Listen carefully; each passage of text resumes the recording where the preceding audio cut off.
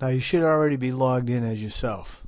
If you had a course set up for you by your institution, go ahead and log into your institution's Moodle site and find that course. The course that I'm using in this case is the Introduction to Government, which is located right here on the front page. I'll go ahead and click on the link and it takes me inside of my course. As the teacher for this course, nearly every function that I need is located on the left-hand side of the administration block. I can do things like turn editing on, adjust the course setting, assign various roles, and access a variety of other functions that are available inside my course. We'll go into these roles later. For now, just know where the block is located. You also turn editing on by going in the upper right-hand corner of the screen. And clicking this button says Turn Editing On. If you click that, you will notice that a bunch of icons appear over your screen. Now, so as you learn what these icons are, you'll learn how to use them to your success. A couple of the key icons that you want to make sure you're familiar with are the hand icon that has a pencil. This icon allows you to edit the content that is associated with that particular area. At the top of each content block in a course, these icons allow you to edit the header information for that block, and there's also an edit icon associated with each piece of the content within those content blocks. Now the X allows you to delete the content that's there. The eyeball allows you to show or hide content. This is very helpful when you're building the content. You don't want to make visible to your students. You just click that here. You see I'll do that, and it hides that so that it's not visible to other people but only to you. Simply clicking it again will make it appear.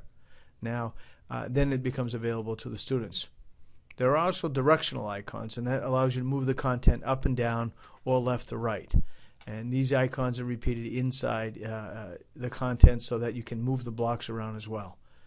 And there are two large drop-down menus that are here on the right-hand side that are associated with each of these content blocks. There are Add a Resource and Add an Activity. The resources are information that you provide to your students. As you can see, there are several choices here. The activities are the things that you are expecting your students to do. You should know the difference between the two of those. There's also help available for most objects inside of Moodle. Simply click the yellow circle with the question mark, and then they will pop open a window that has additional information that helps you explain the function and what it is and how it's used. Okay. The next icon to look at over here on the right side of each of these content blocks are the top boxes that allow you to hide other topics that are available in the outline for your course.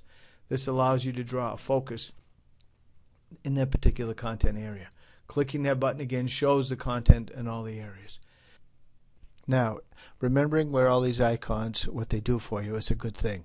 The eye, again, if you click the eye, it will make things disappear within that content area if you want to hide that from students to see that if you're planning ahead. Also on the right hand side, you will see that there are blocks. These blocks are, you can create forums, you can create latest news events, upcoming events, and recent activities.